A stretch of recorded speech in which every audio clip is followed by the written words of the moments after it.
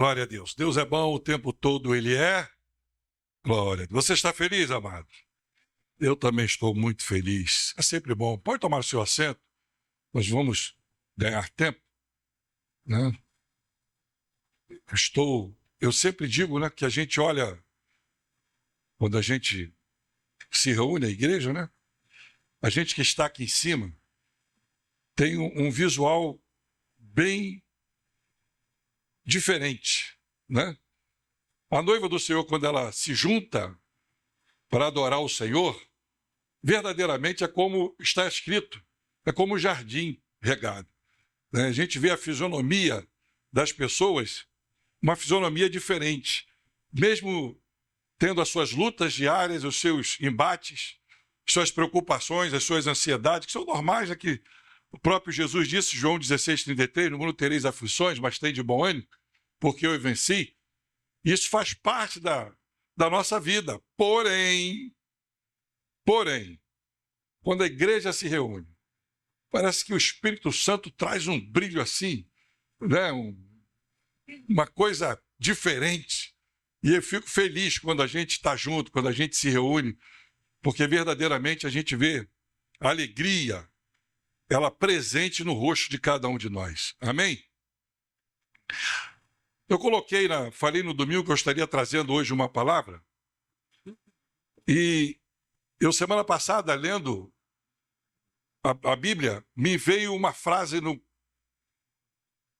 que eu tinha escrevido já há algum tempo atrás, anotei a frase, e essa frase ressaltou nos meus olhos, né? E aquela marcou aquele momento que eu estava tendo a leitura da palavra, fazendo a leitura da palavra. E eu falei no domingo aqui que eu estaria falando sobre isto. Está dentro de um contexto da Bíblia que nós vamos ver daqui a pouquinho. Mas a frase, ela diz o seguinte: falta-te ainda alguma coisa. Interessante, né? Falta-te ainda alguma coisa. E se buscarmos sempre, nós vamos ver que está sempre faltando alguma coisa em nós. A gente vai observar, né, se a gente parar um pouquinho, começar a buscar, a gente vai ver que sempre está faltando alguma coisa. Sempre tem alguma coisa para ser melhorado. Sempre tem alguma coisa para ser buscado, para ser nós somos como uma pedra preciosa. Ela precisa ser, para a gente ver o valor dessa pedra, o que a gente precisa fazer quando a gente pega a pedra bruta?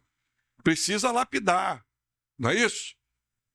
Tirar aquilo tudo que não deixa o brilho, a gente vê o brilho da pedra. Ela tá ofuscada por alguma coisa. Então, quando a gente trabalha ela, a gente vai tirando aquelas impurezas e a gente vê o valor dessa pedra. Assim somos nós. Nós nascemos com a natureza adâmica, a natureza do pecado. E estávamos condenados para o mundo. Todas as vezes que eu participo desta mesa, todas as vezes que eu sento com Cristo Jesus, participando do pão e do vinho, com a igreja de Cristo Jesus, todas as vezes que eu participo, eu trago em memória o sacrifício que ele fez. E eu olho para trás e eu vejo que como eu era miserável, pecador. E pelos meus próprios méritos, eu não conseguiria alcançar esta graça, este favor imerecido. A salvação. Pelos meus próprios méritos, meus próprios esforços, eu não conseguiria, assim nenhum ser humano conseguiria. Não conseguiu no passado e não vai conseguir. Porque a graça, ela vem através desse sacrifício que foi feito no Calvário. Aqui representando o pão, corpo, o vinho, o sangue de Cristo Jesus. Então, a nossa caminhada cristã, ela é isso. Nós estamos dentro de um processo, sendo lapidado. Porque daqui a pouquinho esse corpo incorruptível vai ser transformado num corpo incorruptível. Daqui a pouquinho nós estaremos sentando, sim, com próprio Jesus nas bodas do Cordeiro. Mas enquanto esse momento não chega, precisamos de passar por um processo. E esse processo, muitas das vezes, ele é doído, sabe? Ele requer esforço. Não é fácil. Não é fácil. Precisamos, muitas das vezes, empenhar um esforço muito maior. Nós precisamos desejar. Sabe, querido? Precisamos desejar. Mas graças a Deus que o Senhor deixou para nós o Espírito Santo. E é esse Espírito Santo que nos fortalece, nos renova, nos impulsiona. É esse Espírito Santo que nos ajuda nesta caminhada. E esse Espírito Santo, muitas das vezes, ele nos aponta, olha, aqui está errado. Você já sentiu isso em algum momento da vida, da caminhada? Você está dentro de uma situação ou em algum lugar e você sentir no seu coração algo assim falando, aqui não é o seu lugar. Já sentiu isso em algum momento? Eu já senti algumas vezes. Né? Aqui não é teu lugar. Olha, não vai por esse lado que aqui está ruim. Não tome essa atitude, porque isso aqui pode te trazer problema na frente. Às vezes você está querendo resolver um problema, você entra de cabeça, de corpo, né, e vão para... Aí alguma coisa dentro de você acende assim e fala assim, opa, isso aqui não é bom, para. Hã? É a mesma coisa quando a gente está dirigindo, indo para algum lugar atrasado. Aí, de repente, você entra numa rua errada. Ai, Jesus! E você lembra que o retorno é longe, é distante. Fala, meu Deus! Puxa, entrei errado, vou ter que voltar aquilo tudo. Eu vou ter que... Ah, meu Deus, eu vou perder tempo. E com toda certeza, amado, é sempre Deus te livrando de alguma coisa. É sempre Deus te apontando, olha, esse tempo que você vai aqui é um livramento que está ali na frente, que eu estou lhe dando. Quando eu aprendi isso, eu parei de murmurar. Eu aprendi isso alguns anos atrás, quando o vendedor, eu trabalhava de carro, com meu próprio carro, fazendo algumas rotas no Rio de Janeiro, e algumas vezes me acontecia isso, né? E de repente lá na frente um acidente, de repente um assalto, de repente troca de tiro, e eu iria passar naquele momento. Eu falei, opa, parei de murmurar e falei, todas as vezes que acontece agora, eu falo assim, ó, calma. Respira fundo e vamos voltar. Porque é alguma coisa que está ali na frente que o papai está me livrando. A nossa vida, mano, ela é feita de decisões. De decisões. Eu quero ler com você o texto de Lucas, capítulo de número 18. E o versículo é o número 18.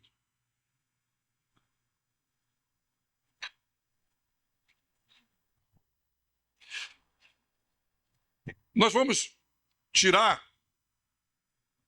eu quero ser bem rápido aqui,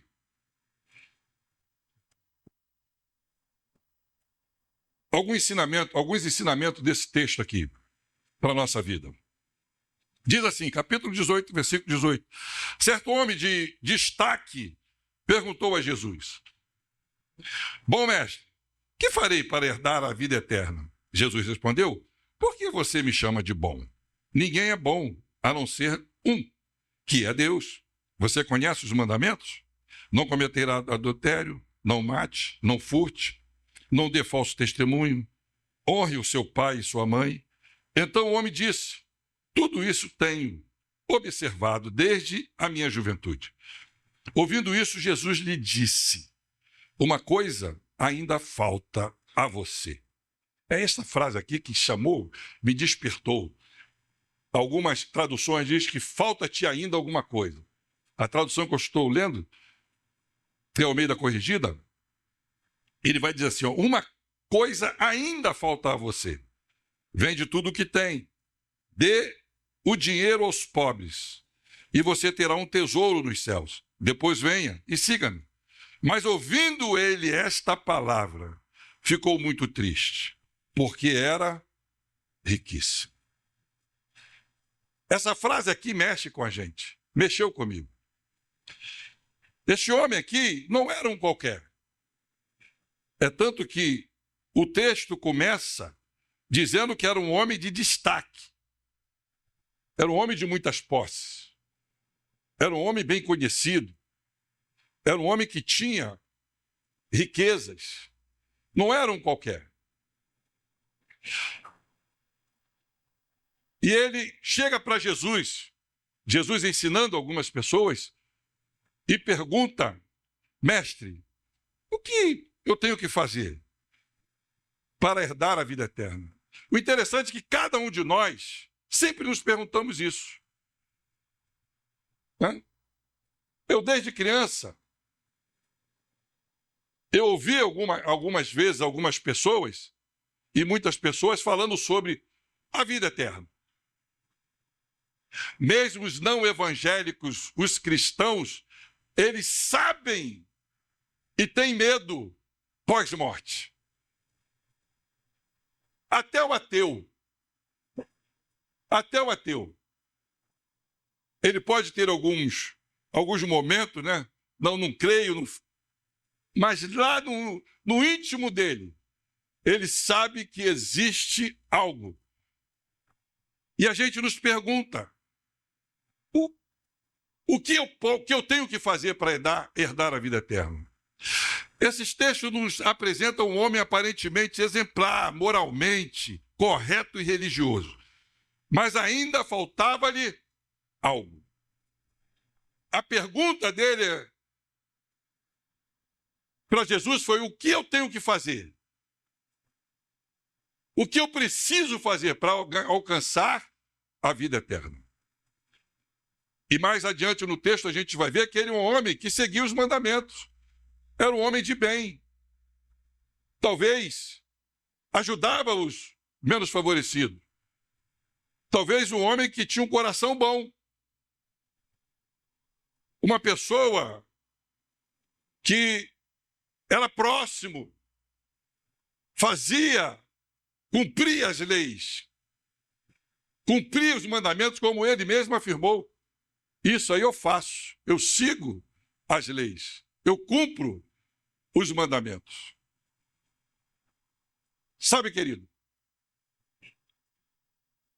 o fato de eu ser uma pessoa boa,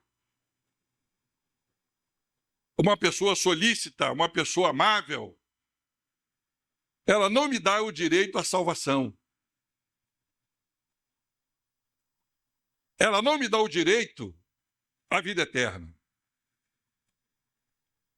Quando a gente nos deparamos com a mesa, quando nós trazemos à memória o sacrifício de Jesus, a gente entende que para chegarmos lá, nós precisamos, e é só através dele, aceitar a Jesus como o único e suficiente Salvador.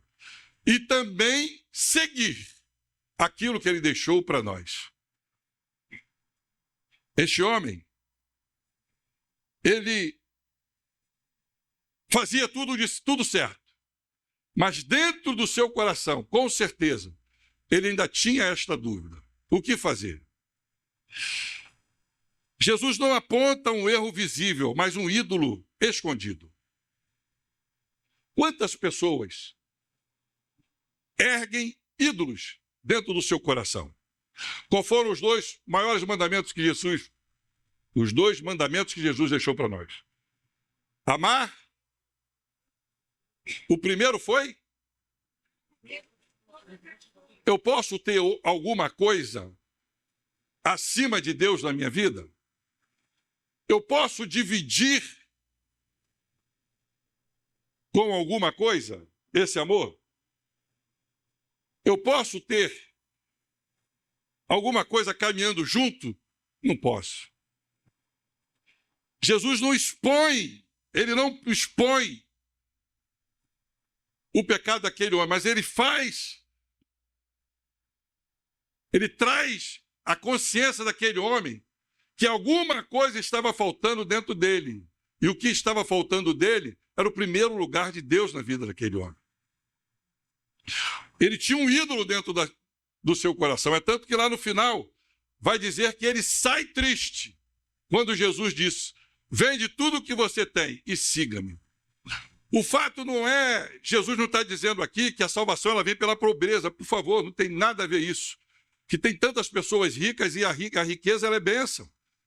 Você ter o seu sustento, isso é bênção de Deus. Jesus não estava aqui dizendo que você não pode ser rico para ser salvo. Pelo contrário, Jesus estava dizendo aqui a prioridade daquele homem. Aquele homem tinha algo mais importante no seu coração do que Deus. Ele priorizava a sua riqueza mais do que o amor a Deus. Por isso que ele fica triste quando Jesus diz: vende tudo que você tem, dê aos pobres e siga-me, porque Jesus sabia que o primeiro lugar no coração dele era a riqueza dele. Infelizmente, a gente trava quando nós colocamos algo em primeiro lugar na nossa vida, que não seja Deus. Quando nós colocamos alguma coisa que toma o lugar de Deus na nossa vida. Jesus disse para aquele homem: uma coisa lhe falta ainda. Como eu disse para você que a nossa caminhada no Evangelho é um processo e a gente precisa estar atento àquilo que o Espírito Santo de Deus, ele nos chama a atenção, ele nos desperta. Porque todos nós viemos com uma natureza adâmica. A Bíblia diz que nós temos uma luta, a carne contra o espírito. E a natureza carnal, ela é propensa às atitudes, os costumes deste mundo. E o espírito, ele nos tira desta natureza, ou quer nos mudar, colocando em nós a natureza de Deus na nossa vida. E a gente vê isso em Gálatas capítulo de número 5, versículo de número 19 em diante. Quando Paulo está ali colocando as duas naturezas, expondo as duas naturezas, a carnal e a espiritual. Ele mostra uma mentalidade meritocrática. E eu digo aqui o que é isso. Algo que é regido pelo mérito, que valoriza o esforço pessoal e as conquistas individuais. Este homem, ele pensou que o fato de ser bom, de ser uma pessoa que dava esmola, ajudava os outros, já daria o direito a ele à salvação. E a salvação, ela independe de esforço humano. Ela é a graça, é o favor de Deus na nossa vida. É o Espírito Santo trabalhando em nós a cada dia, nos moldando a natureza de Cristo. Quando nós sentamos a essa mesa, nós estamos renovando a nossa aliança com Cristo, dizendo para o Senhor: só o Senhor é o suficiente para mim. Nós estamos renovando a nossa aliança, dizendo para o Senhor: Senhor, eu sou dependente de Ti. Se o Senhor não fizer, eu não consigo fazer. Ainda lhe falta alguma coisa. Foi o que Jesus disse para aquele homem. Falta-te alguma coisa. Eu quero chamar a atenção de você aqui nesta noite. O horário já diz ali para eu parar. O relógio já diz para eu parar. Eu quero chamar a atenção de você esta noite. Se você estivesse agora tendo um bate-papo com o Senhor, e Jesus virasse para você e falasse para você, e fizesse essa pergunta: o que ainda está faltando você abandonar? O que lhe falta para que você seja 100% ou esteja 100% sendo guiado, dirigido pela graça de Deus e o Espírito Santo de Deus na sua vida?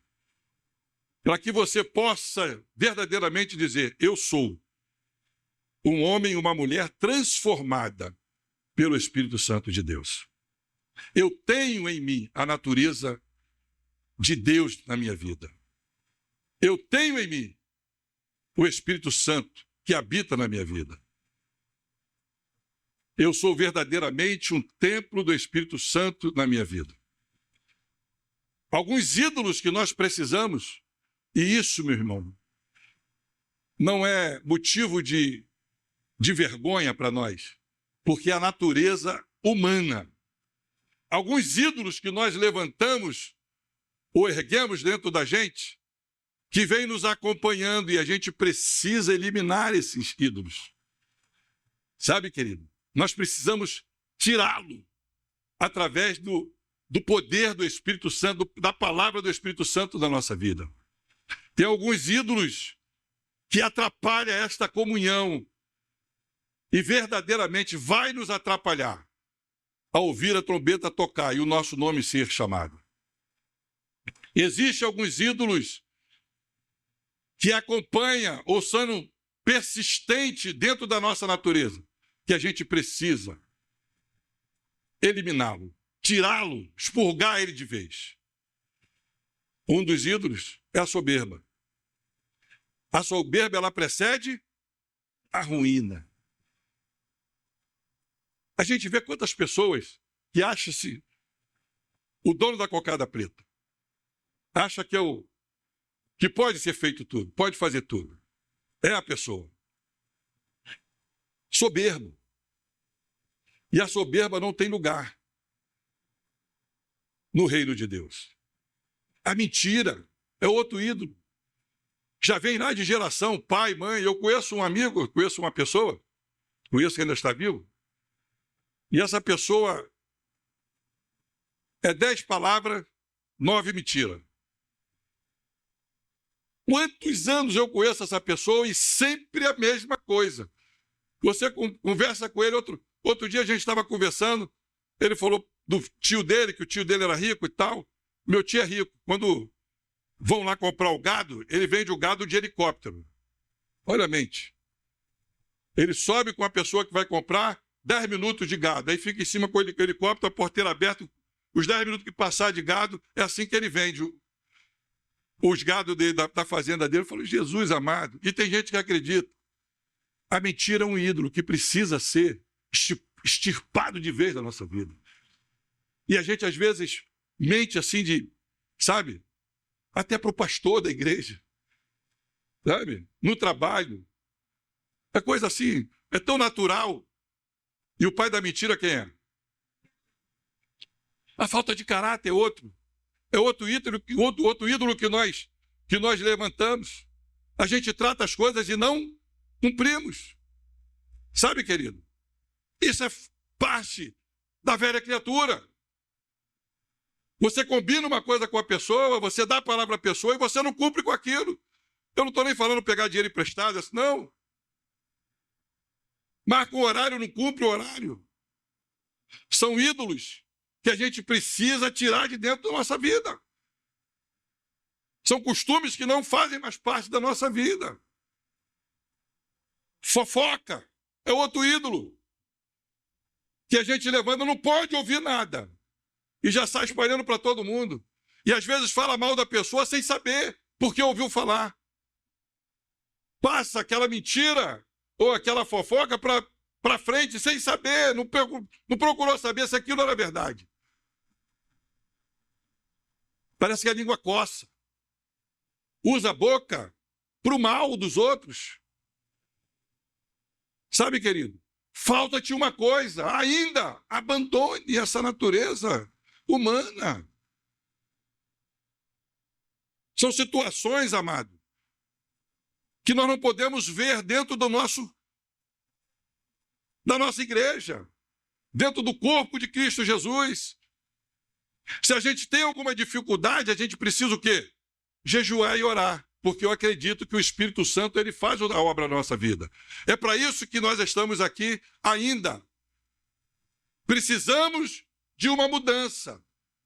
E essa mudança ela só vem através do trabalhar do Espírito Santo na nossa vida.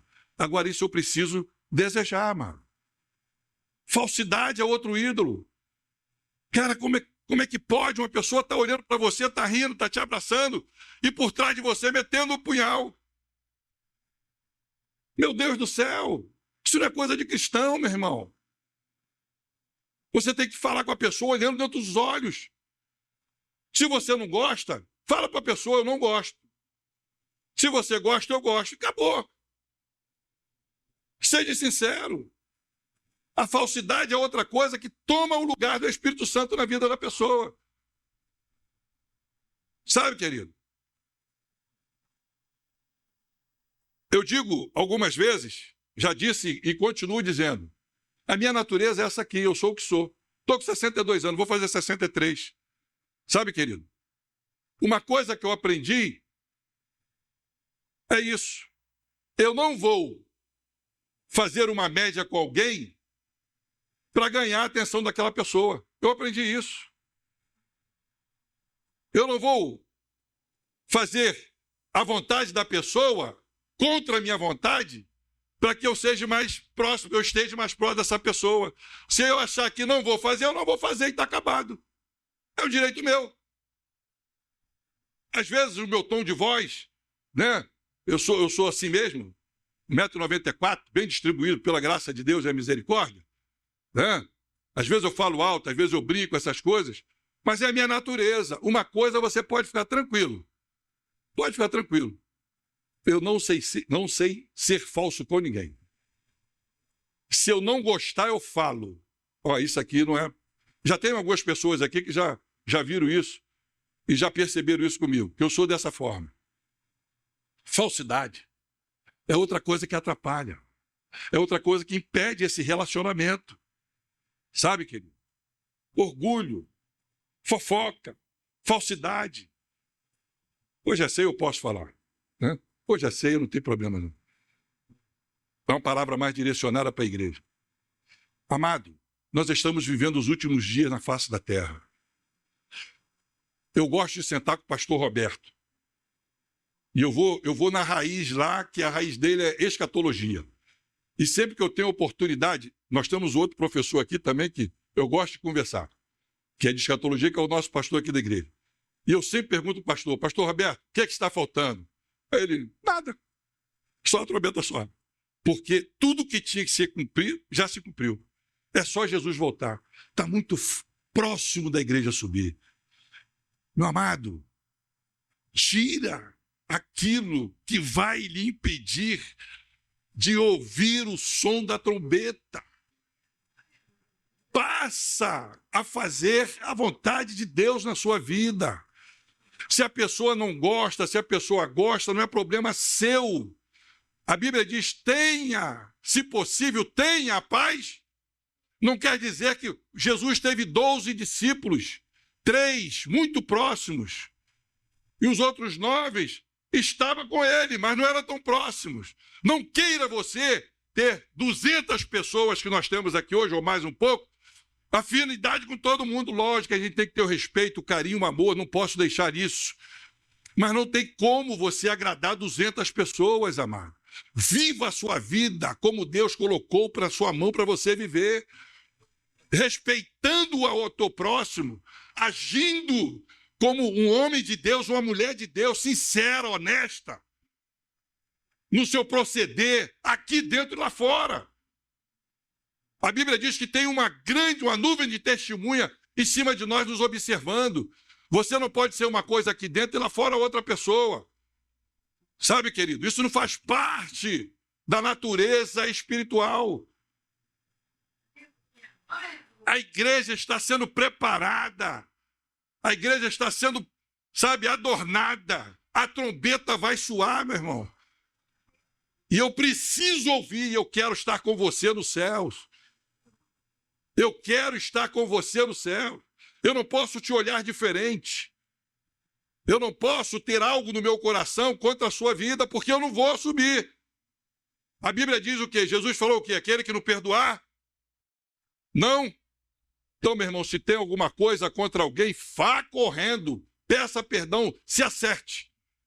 Porque se você não perdoar, não vai ser perdoado, não tem jeito. Se você continuar nessa vida de cara farrada, fechada. E não, eu sou assim, né? Como é que era o nome daquela? Gabriela. Eu nasci assim, eu sou assim. Meu irmão, você está no lugar errado. Sabe? Você precisa permitir o Espírito Santo moldar a natureza de Cristo na tua vida. Trazer a essência do Espírito Santo na tua vida. É Jesus reinando na tua vida. Sabe, querido? Trate a outra pessoa como fosse a você mesmo. Se não for recíproco, não tem problema. Não fique com cara fechada. Não amarre a sua cara. Dê um sorriso colgate, porque você é filho de Deus e você está indo para os céus. Amém, meu irmão? Você recebe em nome de Jesus? Então, Deus